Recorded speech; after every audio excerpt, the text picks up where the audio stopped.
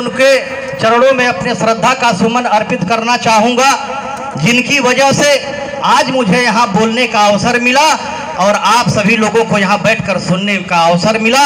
बाबा साहब डॉक्टर भीमराव अंबेडकर जी के चरणों में श्रद्धा का सुमन अर्पित करता हूँ। साथियों, संत शिरोमणि, शिरोमणि की उपाधि यानी संतों के संत, महासंत, और वह उपाधि शिरोमणि की उपाधि अरे गहरे नथु खैरे को नहीं मिलती। हमारे जो बाप दादे, जो हमारे पूर्वज रहे, जिनको संतों की यानी संतों के संत की उपाधि संत शिरोमणि यानी शिरोमणि की पदाधि से जो है कि उनको नवाजा गया। साथियों, जैसा कि हमारे अभी तमाम विद्वान वक्ता साथी बात कर रहे थे, संत शिरोमणि जी के जन्म के बारे में बताया, उनके माता पिता के बारे में बताया, उनकी पत्नी के बारे में बताया और उनके कार्यों के बारे में बताया। साथियों, आज जो जन्म जयंती हम लोग मना रहे हैं, ये जन्म जयंती ऐसे कैसे लोगों की नहीं मनाई जाती। जन्म जयंती और परिनिर्वाण दिवस ऐसे लोगों का मनाया जाता है जो अपनी जिंदगी और जवानी लगा करके समाज को कुछ दिशा, नई दिशा देने का काम करते हैं। उनकी जन्म जयंती मनाई जाती है और बाकी सबकी जन्म जयंती नहीं मनाई जाती। साथियों, आज हमारे बीच में जैसे फेसबुक वगैरह पर जो पढ़ने वाले लोग हैं, वो हम पढ़ते हैं तो उसमें लिखा होता है भक्त संत शिरोमणि। मैं तो मानता हूं कि रुपए पैसे का जो घोटाला होता है वो कुछ भी घोटाला नहीं होता, नौकरी में घोटाला होता, कुछ भी घोटाला नहीं होता, मगर जो सबसे बड़ा घोटाला अगर इस भारत में हुआ तो इतिहास का घोटाला हुआ, जिसके वजह से हमारे लोगों का सत्यानाश हो रहा है और तब भी हुआ, आज भी हो रहा है। चूंकि मैं थोड़ा बेबाक बोलता हूं, इसलिए कि मैं ऐसे संगठन से बिलोंग करता हूं, वामसेफ संगठन, जो महापुरुषों के विचारधारा पर चलने का काम करती है वामसेफ। और अभी हमारे कुछ वक्ता साथी बोल रहे थे, बता भी रहे थे, ये वामसेफ ऐसी यूनिवर्सिटी है जो वक्ताओं को पैदा करती है। ऐसी यूनिवर्सिटी वामसेफ है जो वक्ताओं को पैदा करती है। ऐसे यूनिवर्सिटी से हैं और हम सही बात बोलते हैं। लोग कहते हैं आप तो ऐसे बेबाक बोलते हैं। मैंने कहा क्यों?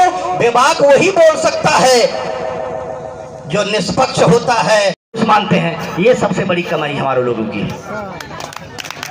अगर बाबा साहब डॉक्टर भीमराव अंबेडकर ने स्लोगन दिया, क्या स्लोगन दिया? शिक्षित बनो, संगठित बनो, संघर्ष करो। शिक्षित बनो, संगठित बनो, संघर्ष करो। मगर हमारे लोग क्या किए? संगठित होने की जगह संगठन बनाने लगे और संगठन बना करके असंगठित हो गए। देखिए कितनी टेक्निकल चीज है।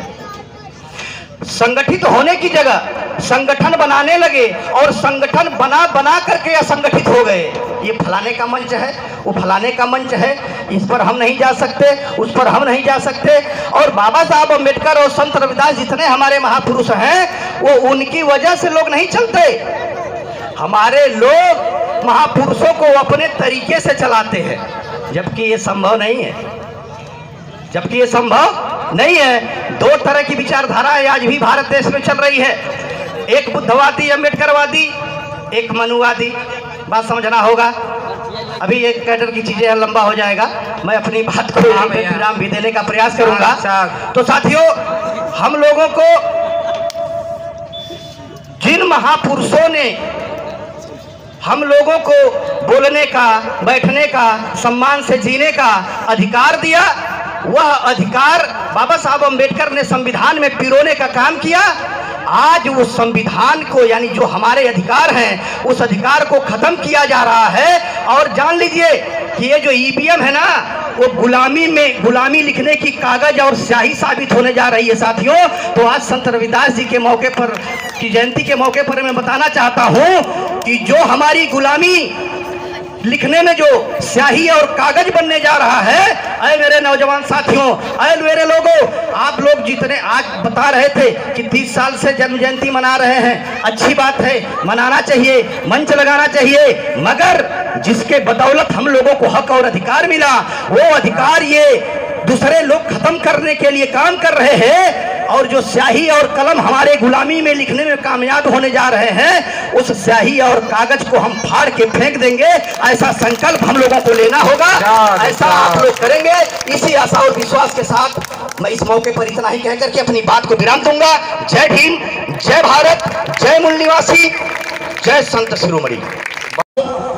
इसलिए कि मैं ऐसे संगठन से विलान करता हूं, वामसेफ संगठन, जो महापुरुषों के विचारधारा पर चलने का काम करती है वामसेफ। और अभी हमारे कुछ वक्ता साथी बोल रहे थे, बता भी रहे थे, ये वामसेफ ऐसी यूनिवर्सिटी है जो वक्ताओं को पैदा करती है। ऐसी यूनिवर्सिटी वामसेफ है जो वक्ताओं को पैदा करती है। ऐसे यूनिवर्सिटी से हैं और हम सही बात बोलते हैं। लोग कहते हैं आप तो ऐसे बेबाक बोलते हैं। मैंने कहा क्यों? बेबाक वही बोल सकता है जो निष्पक्ष होता है और महापुरुषों का सच्चा अनुयायी होता है, वही बोल सकता है। बाकी तो आज की जो स्थिति परिस्थिति है वो आप सभी लोगों से छुपी नहीं है।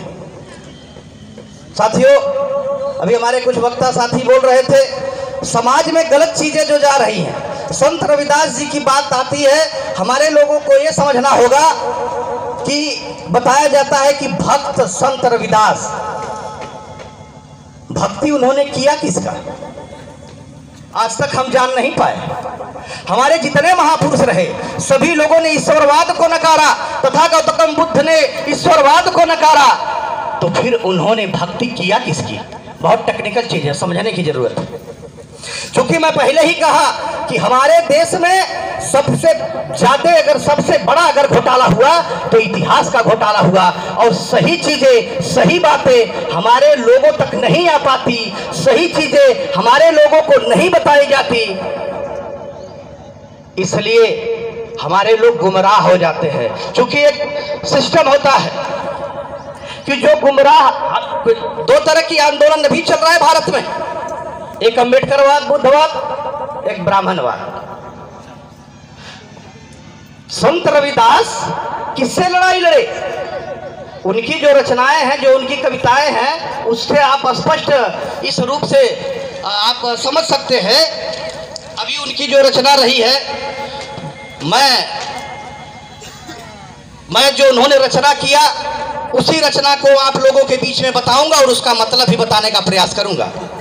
वे गुण प्रवीण, यानी उनका यह मानना था कि जन्म से कोई महान नहीं होता, मगर एक ऐसी व्यवस्था है जो यह बार बार हमारे लोगों के दिमाग में यह बात डालती है कि हम जन्म से ही ऊंचे हैं, जन्म से ही बड़े हैं। हम किसकी बात माने? जिनकी जयंती मना रहे हैं उनकी बात माने, या जो हमारे विरोध में बात कर रहे हैं उनकी बात माने? यह समझने की जरूरत है, छन्ना लगा करके समझने की जरूरत। अभी एक तरफ यह भी बताया जाता है कि कर्म करते जाओ, फल की इच्छा मत करो। गजब के बेवकूफ बनाया गया। कर्म करो और फल की इच्छा मत करो। किसकी बात को माने? संत रविदास जी ने कहा कि कर्म हमारे जीवन का अभिन्न अंग है और कर्म करना जरूरी है, और उस कर्म के बदौलत फल भी प्राप्त करना यह भी उतना ही जरूरी है जितना कर्म करना जरूरी है। मगर हमें क्या बताया गया कि कर्म करो, फल की इच्छा मत करो।